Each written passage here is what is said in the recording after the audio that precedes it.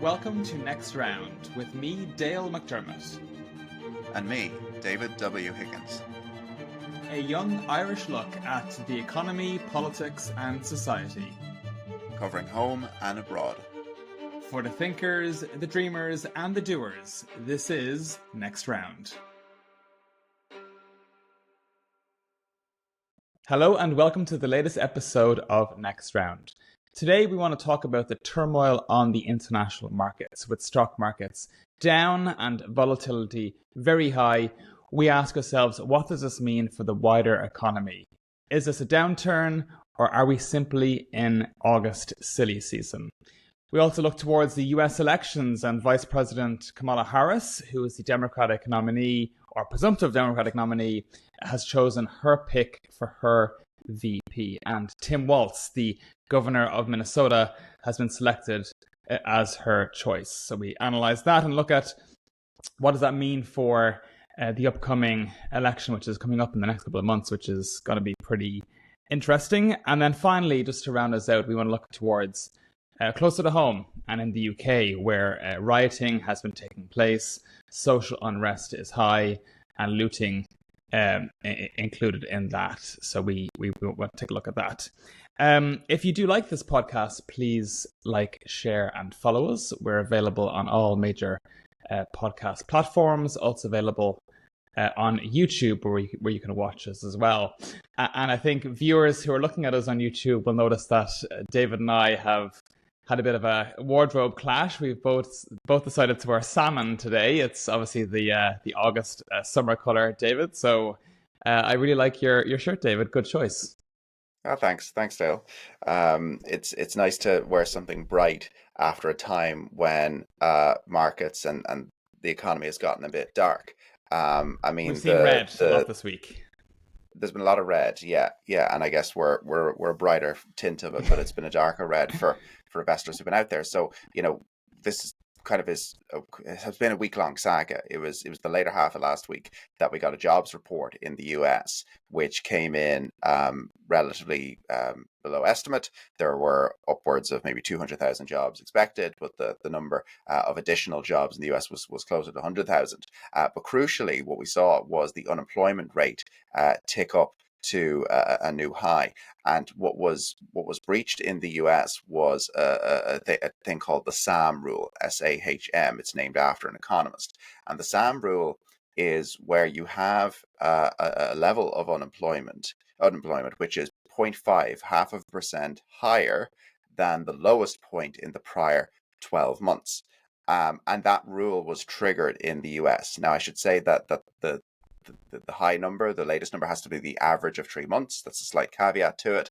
But it means that the SAM rule typically correlates with a recession. So if you hit that SAM rule, a 0.5 jump in unemployment over a space of 12 months, it tends to be followed in the following months by a recession. That's negative real GDP growth.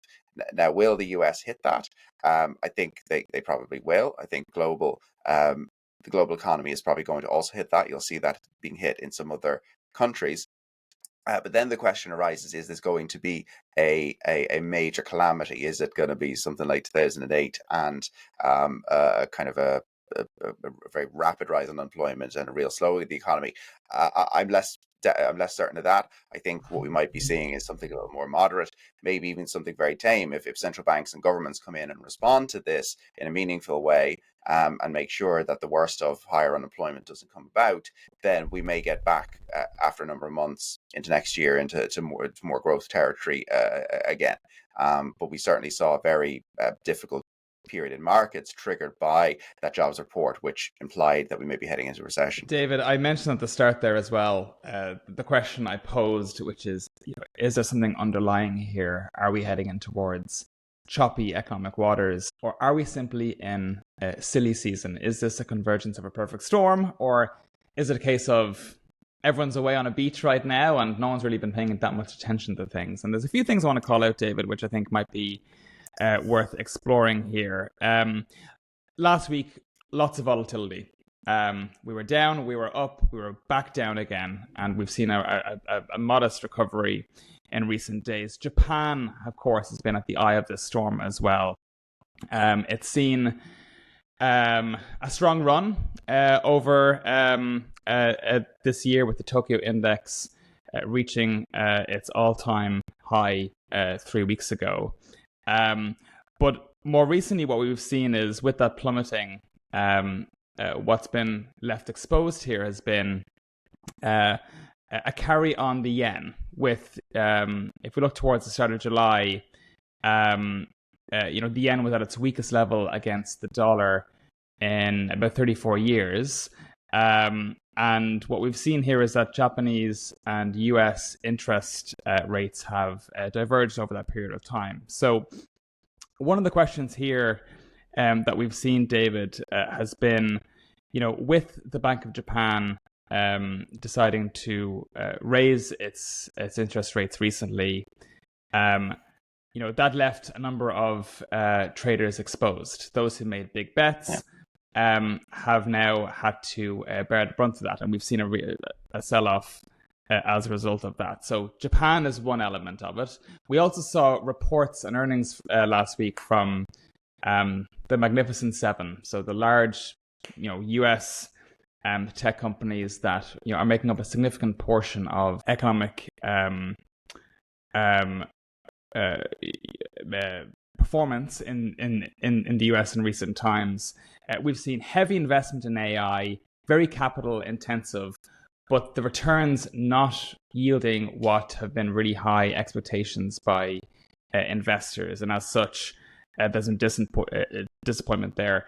And as you mentioned as well, weakening job data also causing concern. We also saw as well the Fed last week decided to hold interest rates, but signaled that they were ready to cut at their next meeting in September.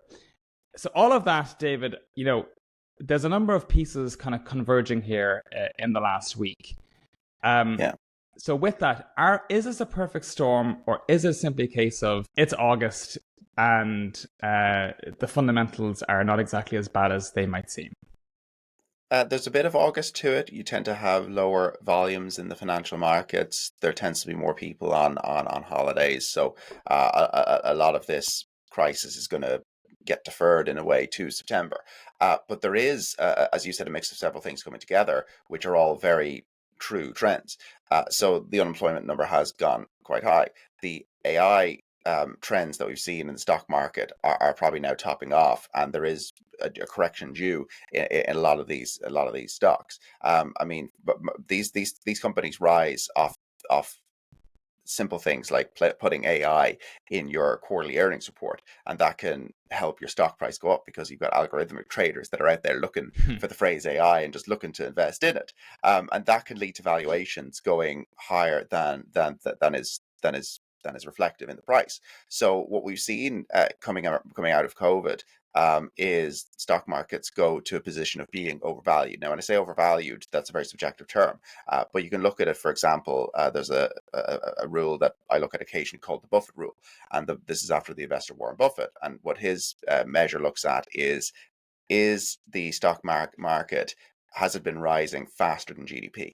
Because in the long term, the stock market should simply reflect GDP, because GDP is the mix of companies in the economy and the things that they produce. And if you're investing in the things that are being produced in the economy, your returns should be reflective in GDP. So GDP over a decade or two rises 10 or 20%, your stock market should be up by that. But what we've seen in the recent decade is stock market rise by much a faster pace than GDP. So we are due, I think, a period where stocks don't rise as fast, but where GDP might continue to rise a bit further, and the two of them would converge. I'm not saying that will be a crash that plays out in the short term. It could be a longer term trajectory. I think interest rates will play a huge role in this. You mentioned about the Fed holding, but looking to maybe cut in September. Expectations of cuts have now ramped up quite a bit. At one point in the past week, there was expectations that the Fed might do an emergency cut. However, I don't think that central banks are going to panic. I don't think they're coming to do emergency cuts. And any cuts that do emerge, I think, are going to continue to be gradual. Inflation continues to be a problem that central banks worry about in It's the something we've background. covered a lot on this podcast as well, is that nagging and services inflation, which just keeps remaining a little bit high. Yes, now a bout of decent unemployment will kill off a lot of that services inflation. That may give central banks a little more room to cut a little more. But I think the longer term outlook here is that higher rates and higher inflation are here to stay. A point that I've been making to clients and colleagues has been take the GOP convention that we had just this the past month was when the Republicans held theirs. They had a union leader speak at that, an Irish American guy from the Teamsters Union. That's right. First time that a major trade union leader had spoken to the Republican convention in many decades.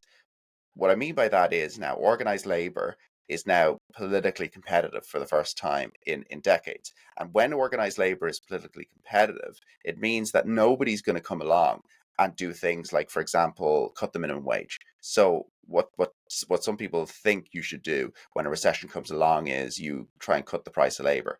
That would stimulate more demand, more firms will go out and hire people, for example. I think the opposite's going to happen. I think if a recession comes along, people are going to say, how are we going to help labor? How are we going to help workers to actually still stay in their jobs? And that could be legislative, making it more difficult to fire people. There's a whole bunch of trends that might come along here, which are going to be inflationary. So I do think... We saw that, I think, if you look towards the financial crisis of 2008, lots of countries look towards cutting the minimum wage as being a quick fix to solving some of the unemployment challenges that were faced. But to your point, David, in recent times, we have seen lots of who would be traditionally seen as centre-right, conservative, pro-business, not exactly that close to worker, supporting things like the living wage, banning zero-hour contract. These are all terms now which 20 years ago in politics would have seemed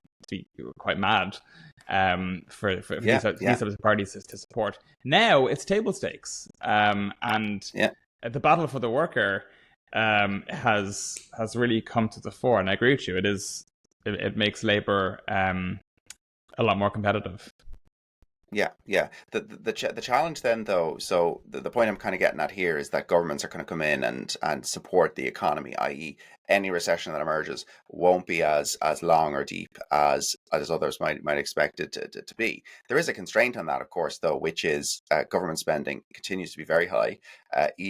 Ireland has an underlying deficit when you exclude our high corporate tax revenue. America runs and the UK, for example, they run pretty wide deficits, and many European countries. And the UK is going to enter a period of cutting as well. Yes, this challenge, of course, is that you begin a period of cutting, and then if your jobs market starts to show some unemployment, I'd expect some of that to turn around slightly. I think you'd have some government spending to try and come in and pick that up. Like the US in particular, like if there is meaningful employment that emerges just ahead of the November election, like you're going to have Joe Biden knocking down the door of the Fed to cut rates, and he's going to be knocking down the door of Congress to try and pass a stimulus to actually pull things back up. I think this point, David, really ties into the crux of it. In the last week, we've seen so much turmoil. The Dow, down over 1,000 points in a day. Again, we've seen a recovery, a pullback coming since that turmoil. But one of the things we have to consider is, how does all of this then tie into how people are voting? The US, of course, is entering its decision period in the next 3 months. With their elections for the president, for a third of the Senate, and the House all up for election again as well. Americans vote with their pocket. They are heavily tied to the stock market. How the stock market goes definitely affects voter sentiment. And if we think of that, with such economic volatility happening right now, how does that play into politics, I think, is a question which will be very much on the minds And to your point, Joe Biden will want to have as much stability about this going forward. Um, this type of volatility, David, I think, is music to the ears of the Republicans, who will constantly make the point that the economy is better under them. It was better under them under Trump. And if there's signs of a weakening U.S. economy, with unemployment starting to rise again and questions about the fundamentals of the economy, that's bad news for the Democrats. It is. And I think of a comment that Richard Nixon used to make to his advisors when he was in the White House. He used to bring out a chart of unemployment and inflation, interlaced with different election cycles of the presidency. And he pointed to several past examples to his advisors where Republican incumbents lost out because unemployment was high, but much more rarely lost out in times when inflation was high. Mm-hmm. The point he was making to his staff was, guys, we don't care about inflation here. We have to care about unemployment, because if unemployment goes up by 1%, I'm out of office. But if inflation goes up by 1%, I might stay in office. And that is the kind of thinking that I expect Joe Biden is going to be bringing to his staff and advisors and everyone else over these coming weeks and months, if we are indeed seeing ticks higher in unemployment. Now, just to give some context, though, so 0.5%, as I said to you, is what triggered this SOM rule. That's 1 in 20 workers who maybe are without work now, versus 12 months ago. If you have another, 0.5 higher, it's not a huge number of people. The question is, are all the other people who are still employed, would they still go out and vote Democrat? The problem is, though, these things are psychological. You hear of unemployment, and that tells you that someone has mismanaged the economy. But you say, I think, David, you mentioned that these small numbers, 0.5%, etc. The other thing to consider is that a lot of the states, especially the ones that are really the key battlegrounds, which we'll turn to in a moment here, but they're going to be won by really small margins. And if unemployment ticks up, especially in more concentrated areas in kind of key swing states like Pennsylvania, that could be the difference that it makes then between Donald Trump taking back the White House versus Kamala Harris. Yeah. Like I think even though the numbers are small here, they will be enough to move some people politically. And the point I'm getting at is that even though it's small, as the people who will be directly hit by job losses, those people have families, those people have networks of people, and when you hear of someone else unemployed, it can have that ricochet effect to the wider electorate. Now, the point I'd be interested in on the flip side is a lot of those swing states are, particularly, let's say, the Midwest, they are more manufacturing heavy, or at least historically they were. That's where there's been a big effort by the Biden administration and the prior Trump administration to try and bring back jobs there. That's where things like the Inflation Reduction Act, which were trying to stimulate manufacturing employment, has led to a surge in investment on the manufacturing side. Now, maybe this new investment has gone to other states as well as these swing ones, but I'd be interested to see that if we have some unemployment, does the unemployment hit come strongest in the coastal states where, the New Yorks, Californias, where the votes are already decided anyway, or in Texas, which will always go red, let's say. But if there's actually a movement big in these swing states, then yes, that's going to be a problem for Kamala Harris. Yeah, absolutely.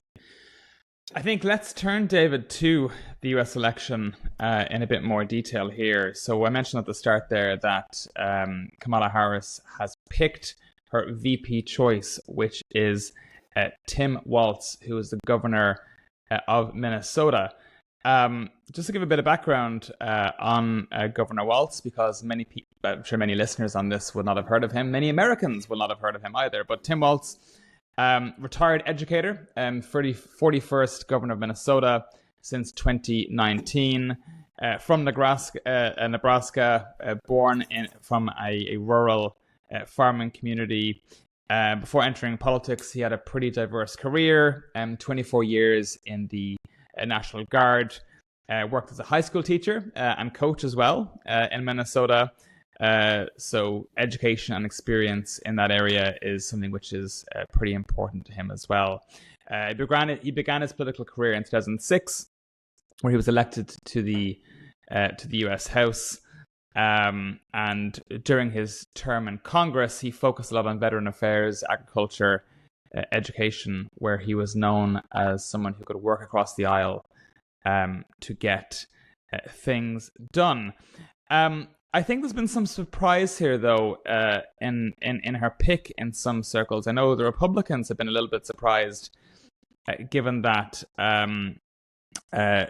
she chose to not choose someone in a more competitive state, such as Pennsylvania, with Josh Shapiro, who is the governor from that swing state. Could have been an interesting pick, and there's been some senior Republican party figures who've been reacting to this, thinking that they're a bit surprised at a bit more of a safer pick. Some saying pandering to the more far left in the party, but Governor Walz is seen as someone who is pretty much down the center of party politics. So I've seen that comment, right? Pandering to the far left. It's the idea that okay, you can't pick Josh Shapiro because he's very hard supporter of Israel. But his voting record is no different to Tim Walz on this. The difference that has emerged, I got to call this out, is that he's Jewish, and that's where a lot of that commentary came from. For better for worse, that's where it came from. People said the same about JFK in 1960, a Catholic. And the idea was, well, okay, are his loyalties stronger to the Vatican than they are to the US? And the same commentary came up with Shapiro. Is he too aligned to Israel, and will he be too strong a supporter of them over the United States? But look, like, we can park that for a second, because like Tim Walz on his own has a very good standing. I actually like a good mix of his policies and previous approaches. So when he was in Minnesota as governor, he cared a lot about competitiveness. He cared about tax reform, making it simpler for people to fill out their tax forms. Some of the spending increases that he did. Look, he's a Democrat. He's going to favor spending increases. He was on things like paid family leave, school meals, things like that. These are things that are actually, with good background research in the economics world, tell you that you actually could get good bang for your buck on that, particularly for helping low and middle income families. Some of the downsides, people talk about how he created, so it's called a snitch line, where you could actually call up. So during COVID, you could call and report instances of people breaking lockdowns. And that was a kind of state-run hotline. He's drawn some ire for that one, and I'd notch off a point for him for that. I'm not a fan of the states that did that. But in the round, he comes out as a good candidate. He's also pro-nuclear, and I like that. But look, the bigger point that I actually take about all of this, and this is the kind of the Trump angle on this, is that the VP pick doesn't matter. Remember Tim Kaine? Was it Tim Kaine? Well, I was going to say, in 2016? No, I don't actually. And I think that's the point, actually, is that, does this really matter in the end? I think this is partly a mistake by Kamala Harris. I think, she had a chance here to shore up more of the Midwest in a more competitive state. Minnesota, I think, it was going to lean Democrat anyway. She's now shorted up, absolutely. But I do think by not picking someone a bit more out there, I just think I have 2016 vibes all over this, David, to be honest.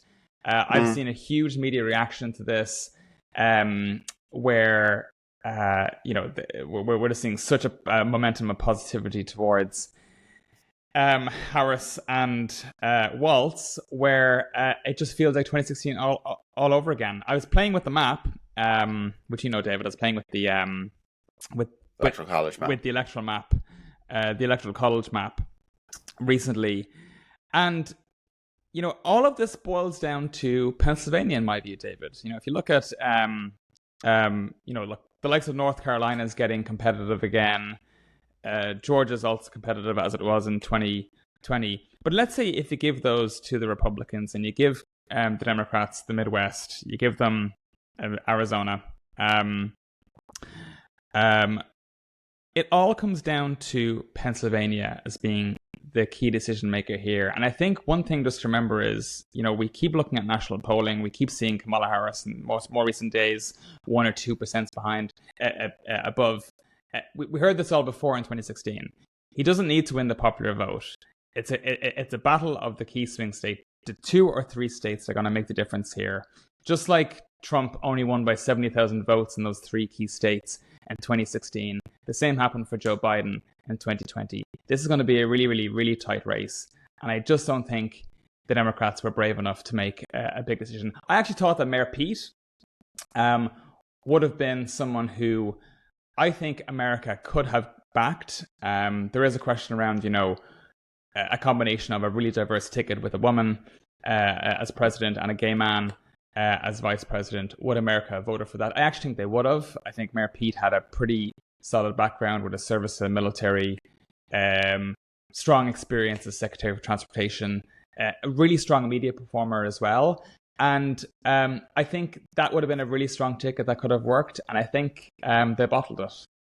Yeah, I like Pete. He talks to Fox News, which is a very clever strategy. He's willing to go into the Republican arena and deliver points to that audience in a way that isn't like, he's very good at actually not insulting Republicans, even though he'll kind of throw Republican politicians under the bus. He's very good at crafting a message that speaks to Republican electorate and says, look, you're ordinary people. Like, he's a Midwest guy from a small town, and he can talk in a good way that actually that tries to actually win people back. So I think, yeah, he could have been good, but in a way you do need a background person. The problem with the Republican ticket with JD Vance is that he's actually drawing way too much attention, negative attention to the ticket. And Walz is a guy who is actually probably going to be good for some attack stuff that doesn't kind of bring Kamala down, but mostly stays in the background. And Kamala was that to Joe Biden. And that made her such a kind of fresh new face when she emerged then after Joe Biden retired. And really, the VP pick is also somebody who can actually step up. I think Shapiro, I think Pete, they would have all made very good people to step up. But it kind of, the measure of you stepping up can actually be how well you just lurk in the background for 3 or 4 years before your time comes. Pete's time will come. I think the next 2028 election is going to be very competitive for both parties, regardless of what happens at this election. Trump is going to be at his term limit if he serves a second term. He's going probably to... Yeah, I know. There's this joke of him never leaving office, right? But here's the thing. The Republicans have to pick a candidate. And this is the thing. The mechanisms of US politics are actually going to prevent, I think, that kind of that fascist idea that Trump is just going to stay in office. Well, the Republicans have to pick another candidate in 28, and they will. It's going to be very competitive because they're going to be trying to grapple with the post-Trump era. And then the Democrats are going to be very competitive because Biden's out of the way and Kamala might be going for a second term. So that could be a challenge. If she's running, she might have people running against her if she actually is in office as president. But look, that's a bit for later. But peace time will come. It's one thing we haven't really touched on yet, which is the whole JD Vance thing, which was Trump's pick. And like it's a really interesting one. I don't know how it'll play out just yet. He's totally the opposite to Tim Walz. He's very outspoken. He is on communication. I'd be curious to see kind of how does he resonate with younger voters. I know some of the general polling says that he has a strong unfavorability. But Dale, is he weird? Is he weird? I know.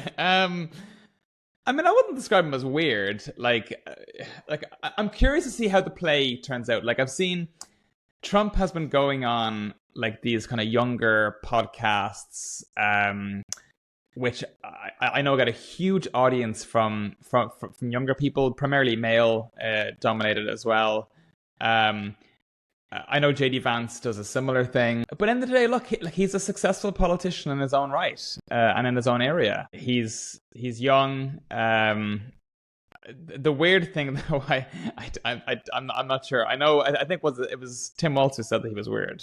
Isn't that right? It was. It was actually. It was. Yeah. It was a MSNBC, I think, interview that he did where he first used that phrase, and it really caught on. Yeah. And there's a kind of a corner of academia that says if you see your opponents as being populist, if you're up against populist or even up to including kind of fascist and neo-Nazi opponents, what you should do instead of treating them, kind of calling them out as being a threat, you should also do that.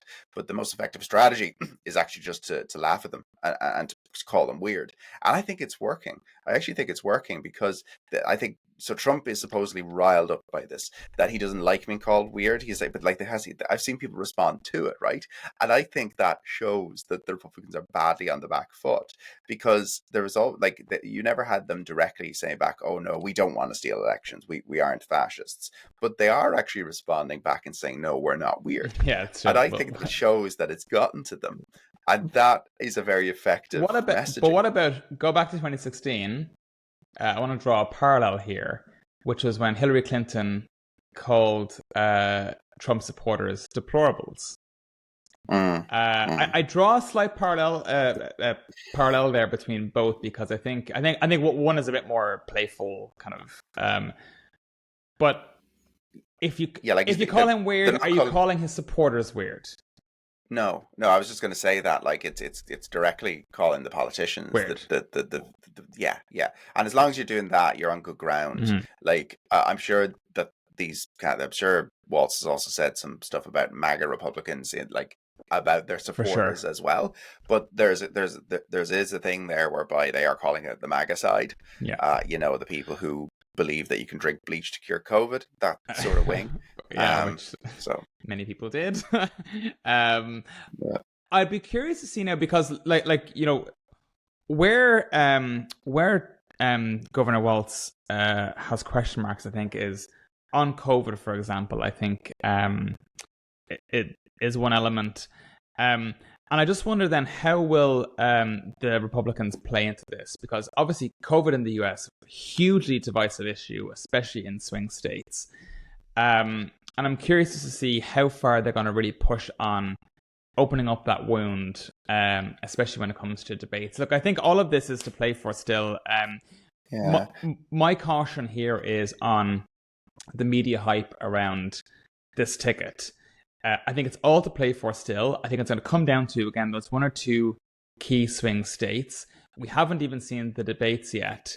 And as we saw in 2016, I mean, it was quite an abrasive and combative US election debate, which we were never actually really used to beforehand. That style has now creeped in since 2020. Again, of course, since Trump, this will be Trump's third time on a US presidential debate stage. And I'm just curious to see how that plays out. It's all to play for yet, I think, on the comm side of things. Yeah, I think COVID stuff will rear its head, but elections are very much about the future, and the future will be about where the economy goes, where society goes. There's going to be some culture war stuff in there too, and your values and all that. And that's where, if people are kind of angry and frustrated about these things and are hyped up about them, then Trump is, the candidate to pick up on that. But if there's a sense that returning to a more normal state of politics by a new, fresh ticket, is the way to go, then that plays straight into Kamala and Waltz, and I'd be a little more favorable to that side, because America's had so much division over the past 8-9 years that something different might be what people are looking for. Well, I think it's very much like the UK as well. They had 6-7 years of turmoil. Where, speaking of turmoil, I think it's the word of the day today. Where they've elected now just to go for something a bit more stable. However, now you've riots. Now we've riots. So just to segue into the UK, so riots have broken out in the last week. And just a bit of background on this. So how the genesis of this, for people who haven't really been following too much, is that far right groups claimed on social media that a person who was charged with a horrific stabbing incident which left 3 children dead in the UK was a Muslim asylum seeker. This online disinformation campaign has kind of stoked this anger and subsequent attacks on immigrants across the country. The suspect was a 17-year-old person who was born in the UK, and these false claims, which is basically Britain's worst stabbing incident in decades, possibly ever, and having rapidly spreading misinformation online. The result of that has been, David, to your point, riots across the UK, cars, homes, all being burnt out, bricks being hurled at police officers, hotels that are housing asylum seekers waiting on their application decisions being directly attacked. And some points here for us to reflect on, David. I think one is, under all of this, I think there's this real challenge around communities, and this, the issue that we've covered on this podcast has been immigration and its effect on our politics and wider society. We've seen it in Ireland, where how again, through misinformation online, a similar situation with an attack spurred riots suddenly, and how the fans can flame this hate really quickly. One other thing I saw on social media this week, which was pretty interesting, was Republicans and Unionists in Northern Ireland coming together on this issue, which is something which I never thought I'd see. But also, speaking of social media, is Elon Musk, who has been drawn into this debate as well, with UK politicians now looking to have him dragged before Parliament to answer on his responsibility for some of the tweets that he's made this week. Is this a breakdown in social order? It's a partial breakdown for sure. I mean, this thing spread across the UK and into Northern Ireland quickly. It looks like, I won't touch wood because I haven't seen all the news, but it looks like last night's ones weren't as bad, i.e. maybe the peak of it has come and gone and this will be a 7-day thing. If you go to countries like France, sometimes these things go on for 3 weeks and you have dozens of cars getting burnt out every night. Hopefully it doesn't come to that level of severity and that it doesn't grow into something worse. I don't mean to say that what's happened here has been moderate, but I do see a lot of other international comparisons that have been hell of a lot worse. But like some of the startings of this were pretty abhorrent. You had far-right groups throwing bricks at mosques. Like, this was deeply inaccurate information that these people had got about the Stockport stabbings. Where does it go from here? The quelling, if it is happening, let's hope it comes along. Do communities feel divided on these things? Yes, it's bloody abhorrent, and it is basic humanity that's lacking in the ability of people to see people of different faiths, people of different races as being their fellow humans. But you basically have a stack up of disgruntled male whites in these communities who just feel like nothing is going their way. It does not excuse their racism. It does not excuse their lack of humanity. But I think it is at least a partial explanation of it. Sadly, though, the only solution to this is for the police to come down hard on any of this stuff as it arises. It is basic thuggery that has emerged, and the polling really shows that too. When you look at YouGov did a poll on this, 7%, they looked at what I think 7% of the population thought it was a good thing. Yes. And when people were asked how to describe these riots, would you describe them as being patriotic? I think I saw a number of 9%. Far right had a majority of people saying that, and then thuggery and all of that was up in the 70 or 80%. There's overwhelming condemnation for it. There's just no excuse for it. But there is a challenge that the UK has, and many larger countries have, which is you've kind of deprivation numbers which show these communities are really underloved. Yeah. And that's why investment in them is so important to try and remedy some of these situations. Yeah, and of course, lots of these communities have just seen record low investment.